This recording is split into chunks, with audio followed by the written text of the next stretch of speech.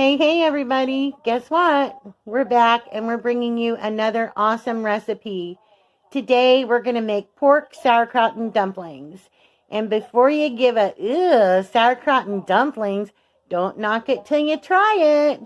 My sister-in-law made this for me years ago, and I did the same thing too. I was like, sauerkraut with dumplings. But if you like sauerkraut and you like dumplings, you're going to love this. I never had it before we met. She made it for me, and I said the same thing. Yeah, man, but now I can't get enough of it. It's really good. And I know that we're on a low-carb diet right now, so you're going to have to consider this a cheat day. This is not low-carb. It wouldn't be bad, but until you add the dumplings in, fatty alert, fatty alert.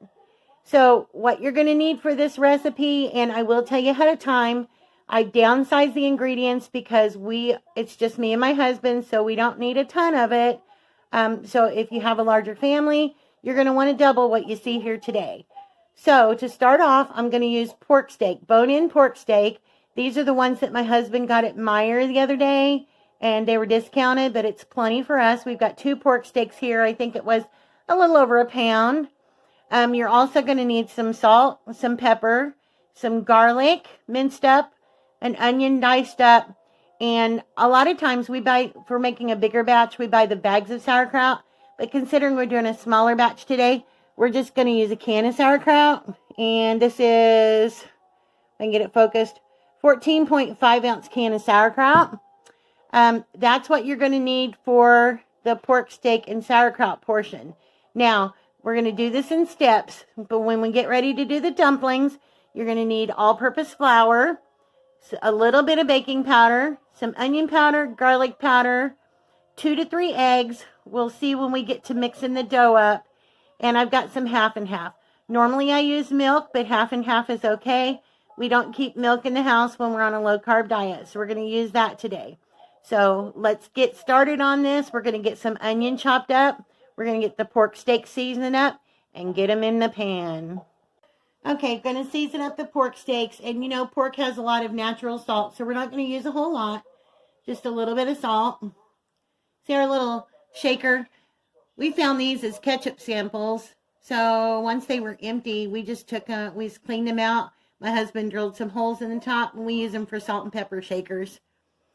So we're just going to salt and pepper both sides.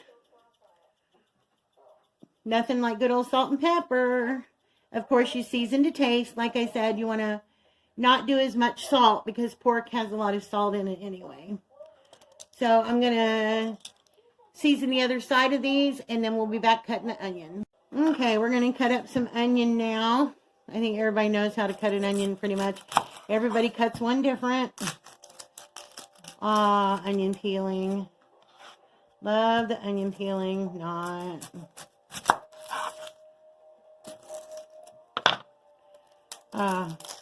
you know, I don't really get bothered by onions, but a lot of people, it makes their eyes water. Yeah, and my husband, it makes his eyes water. If you run the onion under cold water after you peel it, it'll kind of help take that effect away and won't make it so strong. So, I'm just going to cut our onion up. I don't like them in big chunks, but if you prefer big chunks, you can certainly do that. I just like them a little bit smaller. To me, the smaller they are, the more flavor they put out. So we're going to get this chopped up, and we're going to start getting this stuff in the pan. Okay, got the pan heating on about medium. I guess you can see it right there. Yeah, medium high. And please don't come after me about my pan. I know what they say about Teflon, but you know what? This is my trusty pan. I've had it for years. I've used it for everything. And I'm going to keep using it until I see fit. So, anyway, sometimes you just get that pan you really, really like, right? So, we've got the pan that's heating up. We're going to add just about a tablespoon and a half of olive oil in there. And we're going to let this heat up a little bit and get our pork steaks in. Okay, before we add the pork steaks, I forgot we needed to add the onions. So, we've got our onions in here. We're going to let these go until they're just a little translucent. And my hubby's going to help here. He's going to put the garlic in for me. About a good heaping tablespoon of garlic. I would say it's probably a couple of cloves worth. We're just going to get this cooking up a little bit. You know what onions and garlic smell like when they're cooking together. So good. Very fragrant. The one thing you want to remember about garlic, though, is keep stirring it around. You don't want your garlic to burn because that's going to give a bitter taste to anything that you're cooking. So we're just going to let these go for about a minute. And then we're going to get our pork steaks in here. We've got our garlic and onions ready. Now we're going to lay our pork steak in. The pan might be a little crowded, but that's okay. We're just going to give them a jump start on the cooking process.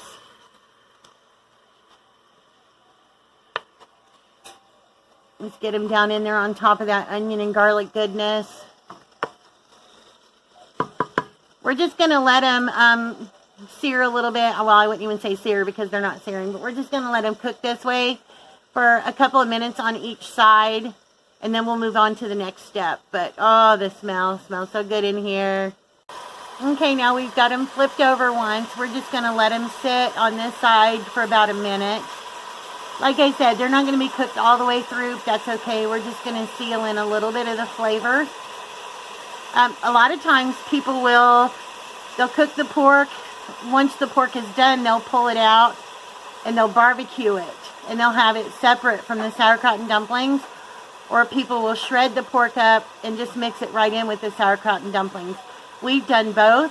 I'm not sure exactly what we're going to do today because my husband is working on a low-carb barbecue sauce video. So we might decide to barbecue it today. I'm going to let this sit here for another minute. We're going to add some water in and we'll be back. Okay, I've put about 8 cups of water in. I still have it on medium-high. Again, because we put water in, we're going to give it a little bit of salt. It's like you always want to try to season with every layer that you do. We're going to get some pepper in. And just for shits and giggles, we're going to add a little onion powder and a little garlic powder because you can never go wrong. That's just a little added flavor. Unfortunately, they don't make I've never seen just like a pork base. I have seen a ham base, but I don't want this to taste like a pot of ham and beans. I want you to know you're getting pork and sauerkraut when you get it. So what I'm going to do is I'm going to reduce this to medium. I'm going to cover it with a lid and vent it. And I'm going to let this cook for about an hour until the pork gets done. Okay, the pork is still boiling. You can see it's starting to get that little light brown color from the flavors coming out of the bone and the meat. This is really good broth. This is what you're looking for. So because I don't want all my liquid to boil away, I'm going to turn it down from medium high to medium low now. I'm going to cover it with the lid vented and let it continue to cook until the hour is up. Okay, our hour's been up. Everything looks good. So I'm going to go ahead and drain the pork out and just keep all that good broth. And then we're going to get to making the dumplings. Okay, we've got our pork steak out now. We're going to open the can of sauerkraut. We're going to get that put in. Okay, we've got our broth going. So we've got our sauerkraut open. We're going to dump that in, juice and all. You don't want to strain the sauerkraut. You want to keep all that vinegary goodness in there. Like I said, if you're making it for a bigger family, by all means, grab the bag of sauerkraut. They usually have it around the lunch meats and cheeses at the store. Or you can just add more cans, or the jars, any sauerkraut that you want, that you feel is going to be enough. Like I said, since I'm just making it for me and my husband, 1 can of sauerkraut is plenty for us. Just get the sauerkraut in, stir it around, and we're just going to let that simmer on medium-low in the pork broth while we're putting our dumplings together. Okay, here comes my favorite part of all, and I think a lot of you can probably relate. Nothing better than having a good dumpling. And I know a lot of times when I say dumpling, I know for myself, especially if I search dumpling, I end up finding those little flat, square, or rectangular dumplings. To me, those are kind of pasty. I want a dumpling that's soft and pillow-like, but yet has a little bit of bite to it. The kind you used to find in those old-fashioned restaurants when you'd go in and you'd order some chicken and dumplings, and they used to make it the old-fashioned way. That's the kind I prefer. All right, let's get to doing these dumplings. And I know a lot of people are paranoid about making dumplings, but they're really, really simple. I know you can always use Bisquick, but to me, using Bisquick or using biscuits, they don't taste the same. Like I said, they just don't have that bite to it. So in this recipe, because it's just me and my husband, I'm going to start out with 2 eggs. I think it'll probably be plenty. Like I said, if you have a bigger family, just double everything that I'm doing here. Got 2 eggs in the bowl. Just going to get those whisked up a little bit. All right. My ratio that I use for when I make my dumplings is usually 1 for 1, 2 for 2, or 3 for 3. So I have 2 eggs in there. I'm going to do 2 cups of flour. And this is all-purpose flour. And like I said, when I get done mixing these, it's going to be about the consistency. I'll show you guys what the consistency is going to be, so you'll know that you have the perfect dumpling before you drop it in your pan. Now, one thing I'm going to do is I'm going to take just about 1/8 of a teaspoon of baking powder. You don't want very much, just about 1/8 of a teaspoon. Like I said, if you're making more, then you can add like up to 1/4. I wouldn't recommend adding more than 1/4 of a teaspoon of baking powder. You don't want them to blow up in your pan. Now, for this recipe, I'm adding a little bit of garlic powder in my dumpling mix and a little bit of onion powder. If I'm making dumplings for chicken and dumplings, I don't add any garlic powder or onion powder. What I do sometimes is I'll take a chicken bouillon, ground it up, and put a little bit of that in. Or if you already have the powdered bouillon, then you can certainly add that. So we've got our flour in here now.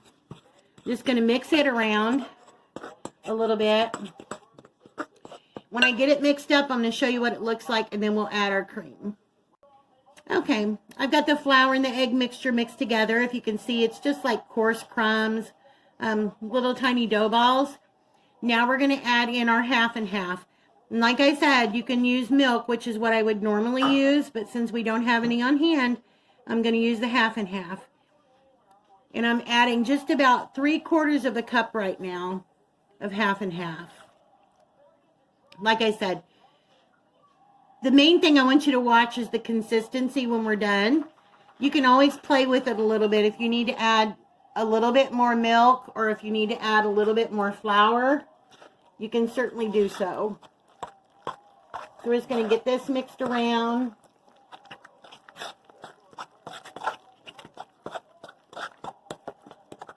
Whoops. Camera skills, bad camera skills. Okay, I'm going to take a second. I'm going to add some pepper. We like a little pepper in our dumplings. We like pepper on just about everything. Especially me. Yeah. Spicy stuff and pepper. I would add sriracha if I thought it would taste good in here, but yeah. Too hot for me. Yeah.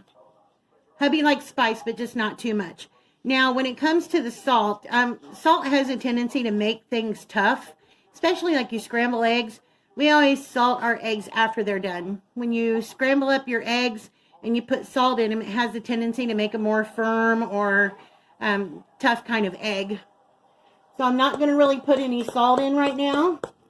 We've got plenty of flavor with our onion powder, our garlic powder. Uh-oh.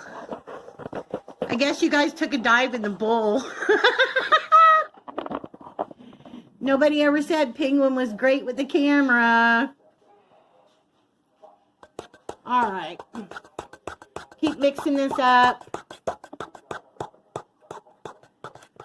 All right.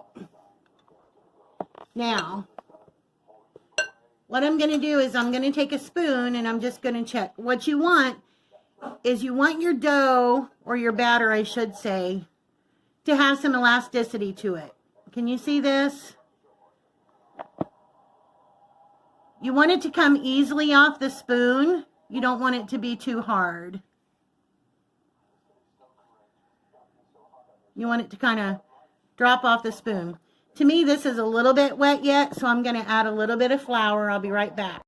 Okay, I grabbed about another 1/4 cup of flour, so I'm dumping that in. And we're going to get this incorporated.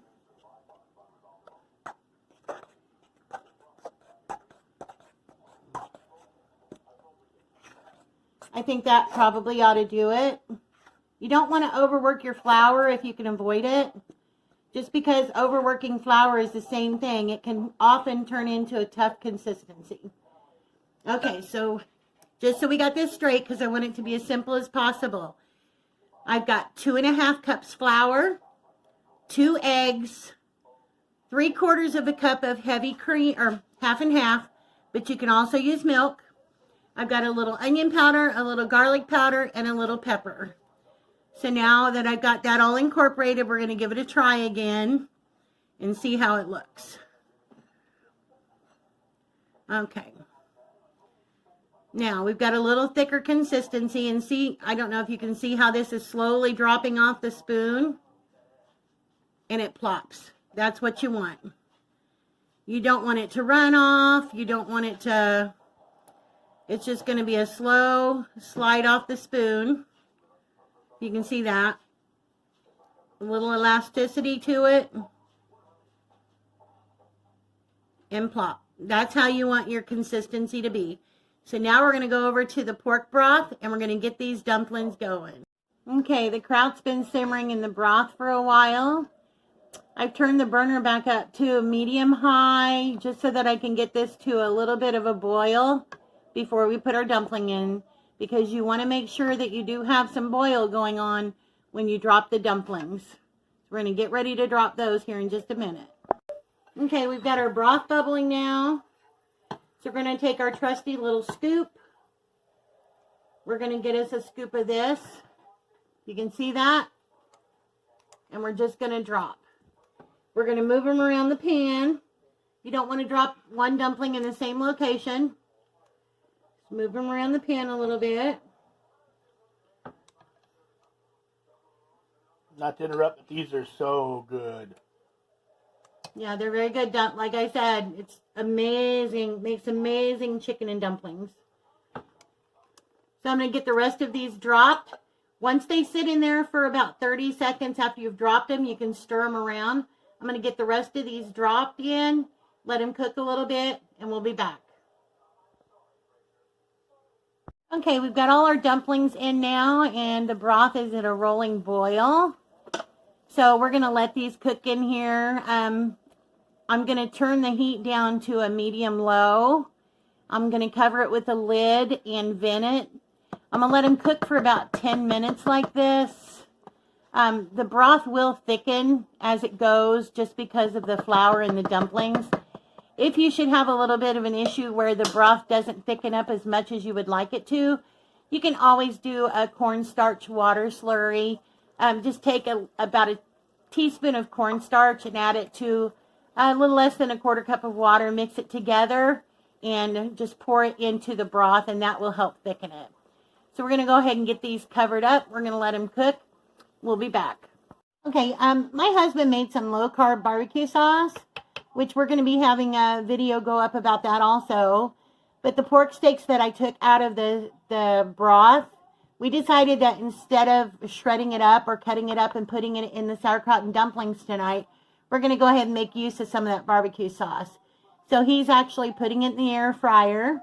He's just saucing it up with that delicious low-carb barbecue sauce. He's going to stick it in the air fryer for, I think we're going to put it on about 370 degrees on the air fryer for about 5 minutes. We're going to check it at that point to make sure that the sauce is good and adhered to the pork steaks. Then we'll flip them over, sauce the other side, and again at about 370, we're going to give them another 5 minutes. Doesn't that look so good? We're going to have these on the side of our sauerkraut and dumplings. When everything's done, we'll get it plated up and we'll show you the finished product. Okay, and here's the pork steaks with my husband's sugar-free barbecue sauce on there. And as you can see, it looks really good. It's sticking to the pork steaks really well.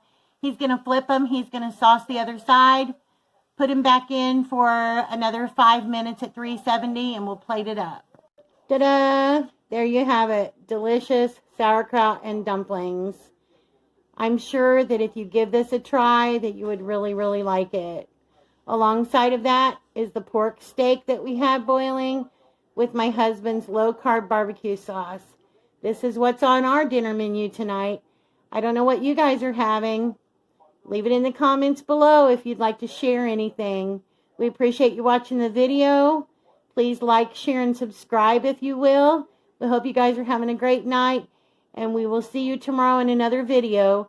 And don't forget, Pootie Doo's Halloween costume contest video will be up on Halloween, and we'll pick a winner that night. Happy fall, y'all. Hey, fit. Got it.